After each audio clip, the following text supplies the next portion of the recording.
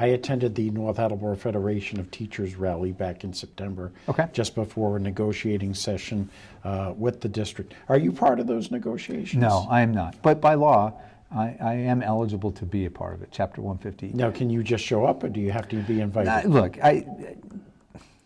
the superintendent has not asked me to be a part of it, and I have not been in the past.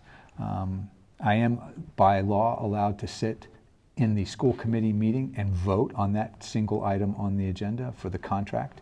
To date, I have not been asked, and so far no reason I don't think that they would reach out and offer an invitation to me. But if they ask me, of course, I'll come and be supportive. And the reason I ask you that question is, teachers I spoke to, and the whole theme of the rally was, it's not the people across the table that they're negotiating with that are the problem. It's the town won't give the schools enough money for the teachers. The town stole $2 million. Oh, that's a harsh word. But that's what people are saying. Yeah. Look, here's what I can tell you. The town did not receive a request from the schools for an increase of $2 million for salaries from the school department. The budget was done, and you can go back and look at the budget hearings with the finance subcommittee and the town council in discussion of it, but the town ended up supporting an increase, right, an increase of 4.5% over the previous years. So not a decrease, not a cut, right, not a reduction, but an increase of 4.54% in this current operating budget. Every department submits budgets to me, and we ask them to submit unconstrained budgets that if I could find all of the money in the budget, what would that look like? And then we have to work from there to not what we want, but what we need and what can continue the level services that we're providing to the town. So there inevitably are always cuts, but I did not receive a specific request in salaries for $2 million for the teachers. The other thing I heard was Chapter 70 money came in higher than originally budgeted, and the town took that money.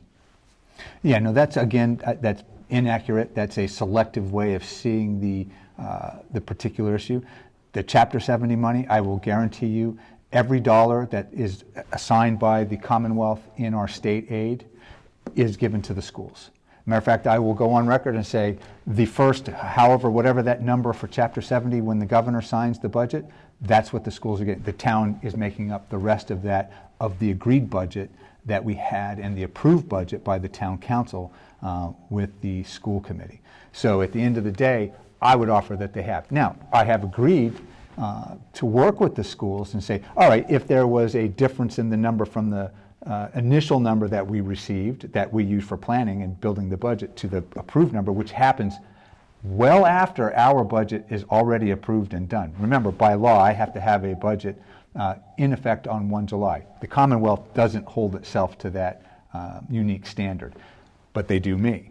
So we build a budget that works and makes it happen. At the end of the day, I did go back and I have put, and you may recall, go back and look at where we gave the schools $297,000, no strings attached, in a measure in the previous year to cover that difference.